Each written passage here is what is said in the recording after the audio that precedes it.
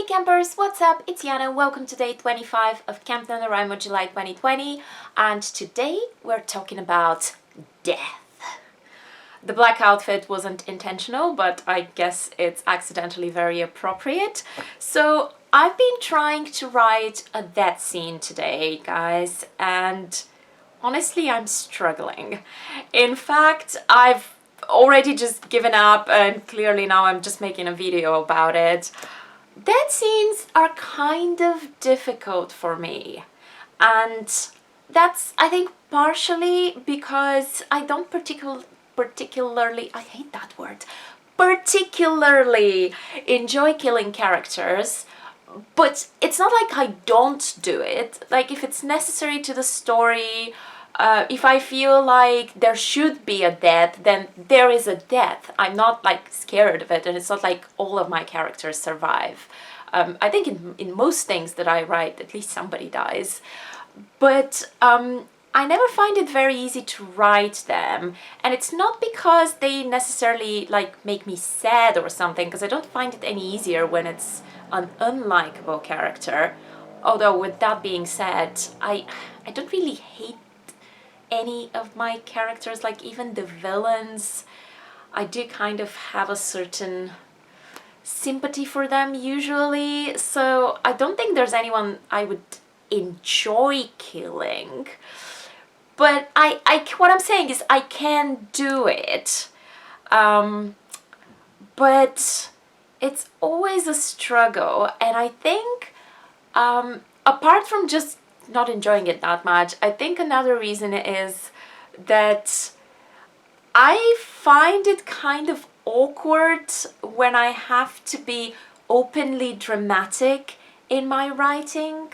I'm usually at least like slightly tongue-in-cheek. I don't normally go for like very full-on in-your-face drama. I guess it says something that I've mentioned in some other videos. My favorite writer is Terry Pratchett, and he always finds ways to express like very deep and emotional things without really spelling it out.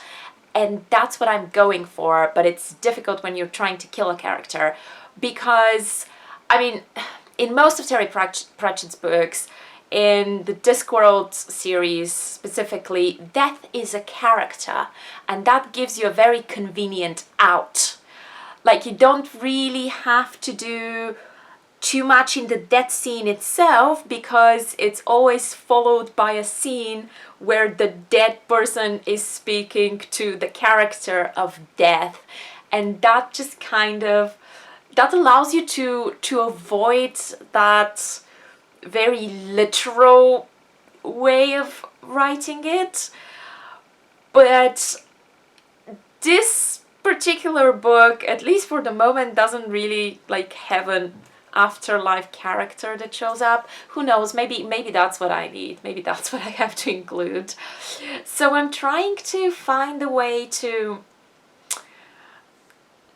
be original with it, and to not go from drama into melodrama, mostly because I don't feel like it fits the tone of the rest of the book. The one time I do remember writing like very dramatically about death, and I thought I did it well, and I thought it worked, was in another project that I haven't finished. I only have 2 or 3 chapters written from it, and I should really finish it sometime, because I think that was a very kick-ass beginning. Like, it starts with dead bodies everywhere, there's so much death, it's so dramatic, and it just goes there all the way. There's dead children and people just dying all over the place. It's that sort of scene. But that then sets the tone for what sort of story that is. Whereas here, it's this young adult book, which is, it has some humor in it, and, you know, magic and adventures and that sort of thing. And it's not meant to be very young. So it's not like it's a book for kids and therefore you don't expect anybody to die. Hell, people die in kids' books all the time. Like, just look at Disney and all the dead moms. But it's just the tone makes it difficult. I don't know how to walk that fine line between wanting this to be serious and to, you know, create emotions in the reader, and going too far and making it just melodramatic. And for now, this is not a main character that's dying. So that helps a bit. I think it's gonna be even more complicated if I have to kill a main character. I don't know if I will yet, maybe. So I am open to any suggestions. I mean, I'll probably figure it out eventually, but at the moment I'm not sure how to approach it. So those of you who kill people all the time, I'm open to any tips or anything you have to say on the matter, because I just need some inspiration. Do you have any favorite death scenes in literature that you think were written amazingly well? And do you have any that specifically that are in, I guess, in young adult and not in books that are already very, very dramatic and very heavy, and it's not like a, you know, a battlefield where lots of soldiers are dying and that sort of thing? I would be very interested to check them out. So send them my way, leave them in the comments. Hey, I just realized this video has been mostly me just whining about my problems. So I decided to at least give you a couple of examples of what I think is a necessary death that really serves the story in some way, and I'm very sad, but I can totally see why it has to happen. And also an unnecessary death, which I don't feel serves the story, and I don't know what the writer was thinking. And I'm gonna use a classic as an example. We're gonna look at two deaths, or technically more than two, but two death scenes or two occasions of death happening in Les Miserables. So if you haven't read the book, I definitely recommend reading the book. Maybe you want to skip all the essays about Waterloo or the Paris sewage system, but the rest of it is really amazing, really worth a read. If nothing else, just watch the musical, but not the movie. The movie's not terrible, but not the movie. Watch some other version of the movie. Not the 25th anniversary either. Okay, watch the Dreamcast in concert, or go and see Les Mis on stage when it's back after the coronavirus pandemic. Anyway, enough about that, but now we're talking about the book.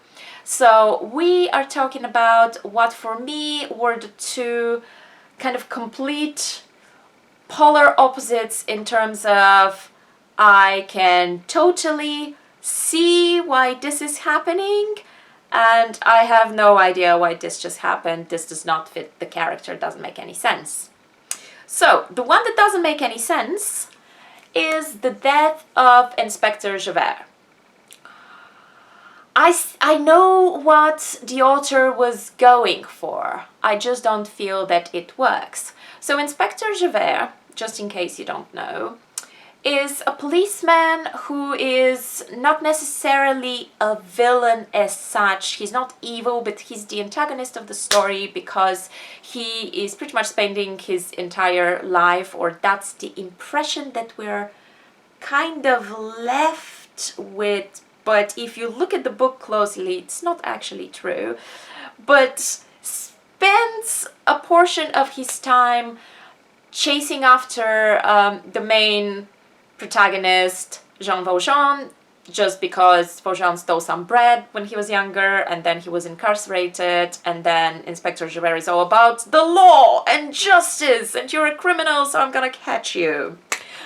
The thing about this is that if you read carefully, the way that Javert is characterized in his words and in his actions is a lot more complex than what is shown in just the narration. It's a very interesting case of, I feel, the author not doing justice to the character.